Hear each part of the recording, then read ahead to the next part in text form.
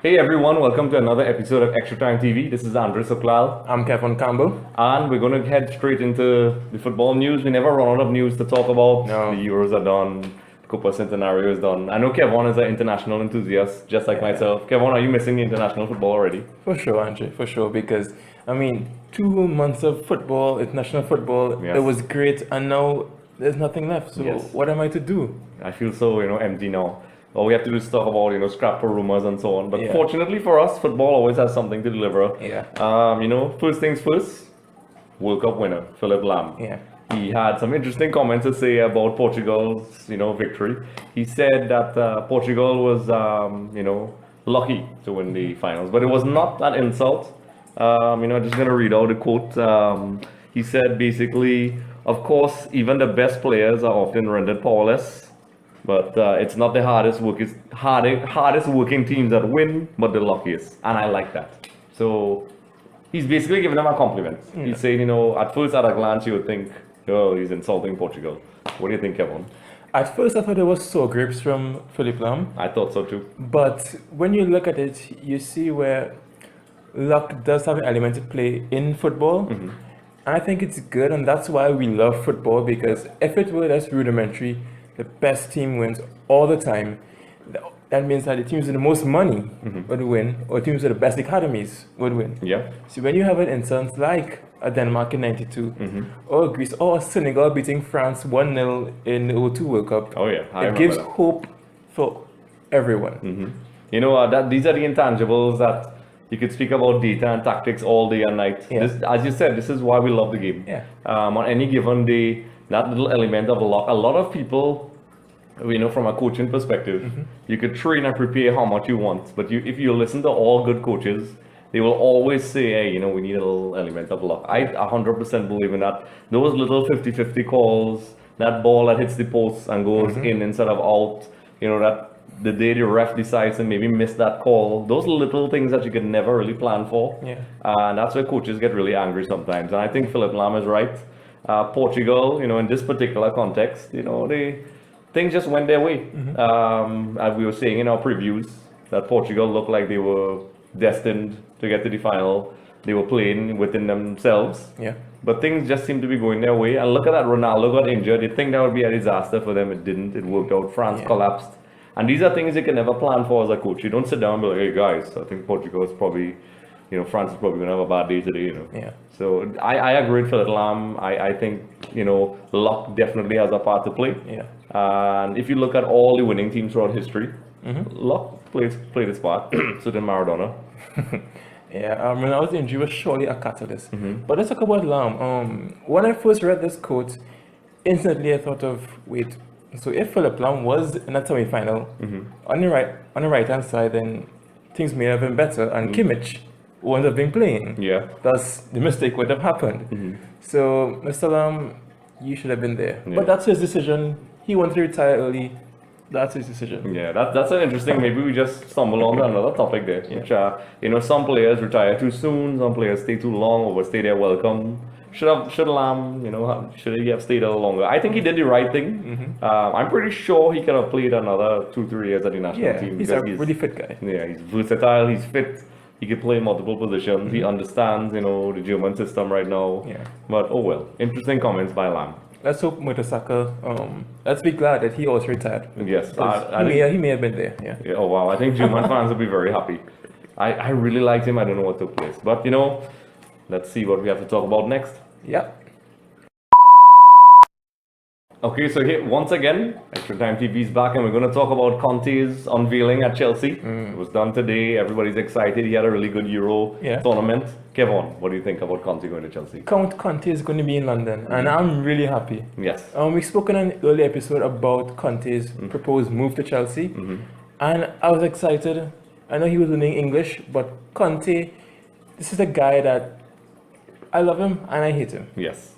Reason being, he's really stubborn with what he wants to do. Yeah. But when he gets it right, when he gets the players ticking, sometimes there's no better team out there than a Conte's team. Yep. We started with Juventus, how they dominated Serie A. He transformed Juventus from a team who lacked prototype mentality and who lacked the driving force to a team that's really invigorated and plays on the counter and has confidence. He's a man manager in every sense of the imagination. Yes. And when Conte had Italy over the past Euros, everyone saw this guy's efficiency and we saw his skills and talents as a manager. I mean, the players would kill for him. You know? And one of his favorite quotes, what I liked, was that in order for Italy to beat Spain, what he said was that Parolo and Giaccherini, they're going to have to spit blood after the game. Yeah. And so they did. And what I like about him, he reminds me is also something that maybe that generation of players, like Simeone as well. Yeah. I really got impressed with him because I was at Ferrara. Chiro Ferrara. Yeah, right. I actually liked him, but he turned out to be a disaster for Juventus. I was like, yeah, he was always a tragically smart guy. Horrible coach. Conte comes in, and totally transformed the team. And I think what my concern is he made an interesting statement today. I don't know the words exactly, but I think they asked him what is his plan. Is he going to use the 3-5-2? And he made a statement. This is not the exact words, of course, but he implied that he's going to assess the type of players he has and work from there, which shows that he maybe has learned from the stubbornness because he really, really, really, really loves that 3-5-2 formation. I think he has the money to adjust his squad the way he likes. I think the 3-5-2, based on the coaches in England right now, actually will work with Conte. Yeah. And Conte has shown, his tactical flexibility. Like all Italian managers, they know how to adapt, and I think he'll be fine. My concern is not really Conte. I think he's a great coach. I think it's Abramovich. Abramovich is the kind of guy, if he doesn't see, he's very impatient. Would he understand what Conte wants? I mean, this is a guy who had no problem getting rid of Jose Mourinho the first time around. Yeah. Ancelotti was there. Yeah, second time around twice. So I'm excited by the move. I'm not a Chelsea fan. I was hoping he'd go to somewhere else, but club biasness aside, I think Chelsea are getting a steal with him. Yeah, I think that for Chelsea they use that 3-5-2. They need fullbacks. Yes. They need proper wing backs because the defense, they have Cahill, Terry, Zuma's coming back, young American CONCACAF guy Matt Miazga, he's there as well. So to play a back three, and Ivanovic. Yes. So to play a back three, they can, but they need to get 2 wing backs and they should be okay because forward line they have if they retain the likes of Diego Costa, they have the new Belgian sensation Michy Batshuayi, they signed for Marseille. So Conte can do that. Or remember earlier in Conte's career, he played a 4-2-4 actually in Serie B. So he is flexible, but he loves his 3-5-2. Yeah. So we'll see what he does. Yeah, all coaches have their preferred formation. I'm personally a fan of the 3-5-2 and 3 at the back. As a fan, a FIFA player, and a coach, I think it's one done right is one of the most flexible formations I've ever seen. Totally agree. You could get a super defensive, you get super offensive. I think if you have the personnel, why not go for it? I think you'll definitely have to buy players to match what he needs. Chelsea has the money. I'm pretty sure he's probably going to raid some Juventus people. Maybe. I hope not, because Juventus has put together a really impressive team. Yeah. Which we'll probably talk about on our next episode when we analyze in squads. Yeah, and they have Quadrado, because remember he Quadrado came back, right? back, so yeah. Oh wow. So he probably knew what he was doing when he made the move. Yeah. So we'll see how this unfolds. We'll keep an eye on Conte. I hope he has a good season. I think he's a really good coach, and I hope Abramovich gives him the time he needs. Yeah. Let's stay in England, and Andre, there's a new vacancy. Yes. Get your resume ready. I'm getting mine ready. Yes. The England manager job is back. It's already sent. It's already sent. I'll send mine tomorrow. So yeah. And candidates, we're looking at Sam Allardyce. Kevin Campbell and Andre Sokla. Okay. Enough jokes. Let's get to it. Yeah, Sam Allardyce. Do you think Big Sam, with his aggression, with his nous, with his legacy of keeping teams up, hard-nosed football, do you think he suits this current England crop? I don't know. I don't think so. I don't think Big Sam is a guy. I think Big Sam is one of those guys that's a safe choice in the Premiership. Yeah.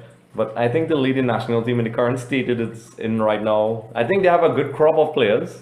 A lot of people are not saying. I think their problem is we seem to be speaking about the psychological aspect of the game. I think England, they need to be very brutally honest with themselves. I don't think Big Sam is the guy. There are a lot of people saying he is going to be most likely coach. And I think it's mainly not because that's the guy they want, but I think a lot of coaches are refusing the job. Scolari has apparently offered himself after refusing the job back when he had his glory days at Portugal, when he lost the final. I think Jose Mourinho at one point almost took the job years ago, and his wife talked him out of it. And he said that was the best move he ever made. I would like somebody like maybe a Harry Redknapp. Yeah. He's my choice. You read my mind, Andre. Yes. Because the players that England has, and the sort of football Harry Redknapp plays, it's so free flowing, and these guys, they need to loosen those shackles and play free, and that's what Harry does. Yes, Harry's a guy with his little twitch he does like this. I think he's perfect for England. I never understood why they never went after him before. I always thought he was perfect. I thought he was given a raw deal at Tottenham when they qualified, but then Liverpool got the... that's when Liverpool won the Champions League. I think they came 5th. And I think they bumped Tottenham out. And he got fired because of that, which I thought was ridiculous. I don't know what Tottenham was thinking. I think he's a really good choice. If I, there's not much candidates. And then there's the issue about bringing in a foreign coach. There were some discussions about, Arsene. I think Arsene could work as well. Would Arsene take the job with, things? Yeah. I know he has 1 year left on his contract with Arsenal. So if anything has to happen, it'll be in 2017. Yeah. Maybe too late for England then. Yeah, so right now it looks like Big Sam is the guy. Let us know what you think. Who you think is going to be the next England coach? You could comment below. Do you think Sam Allardyce is going to be next coach? You can vote right up here in our poll. I don't know. I can't say. I don't think he's a good choice. But we'll see how that unfolds. Yeah. Remember when we started the show, Andre, we spoke about the Copa Libertadores because it's a premier competition in South America. It's the equivalent of the UEFA Champions League. And well, the Copa America is done, so all attention in this part of the world is now on the Libertadores. Yesterday, Sao Paulo played Atlético Nacional of Colombia, and they lost 2-1. So the final, we know at Atlético Nacional, the Colombian team is going to be in the final. Nacional, they're a team that has really good history. They won the Copa Libertadores in 1989. Yes. Thanks to former Trinidad head coach, Francisco Maturana. Yes. And he had the glory of coaching us. Yeah, he did. But the second game, Boca Juniors of Argentina play Independiente del Valle of Ecuador. Boca, they're down 2-1 from the first leg in Ecuador. Yes. And in a game that's scheduled to start any point in time now, they play Independiente at La Bombonera. Now, Boca Juniors have, they have a great history in this tournament. We all know about that. I even had a great rant about Boca Juniors a while back. But they have been in recent years making it, maybe it's because the level of the game in South America has raised. Usually Boca would, blow teams away. But in the last 6 or 7 years, they've had a hard go, often not blowing teams away, but getting crucial away goals. I think they really need a special night tonight because the game is going on right now, right? So, for Boca, if they're at home, they have the ingredients. I think they are more than capable of pulling back a result. Boca has a strong team, front to back. They have like the guys like Carlitos. No more Riquelme anymore. That's been a thing. But Cata Diaz. Yes. Lodero. I really like Cata Diaz. I thought he should have stayed at Atletico Madrid a little longer. Great defender, Gago. So I'm not too sure what the starting lineup is, but I'm pretty sure if Boca plays, or I believe they could play. They haven't been majestic. I've been following them in the domestic league. They've been okay. I think they're not the strongest team in Argentina right now, but I think they have more than what it takes. The thing about this current Boca is that they'll probably make this hard. I think they'll probably edge the tie and sneak in.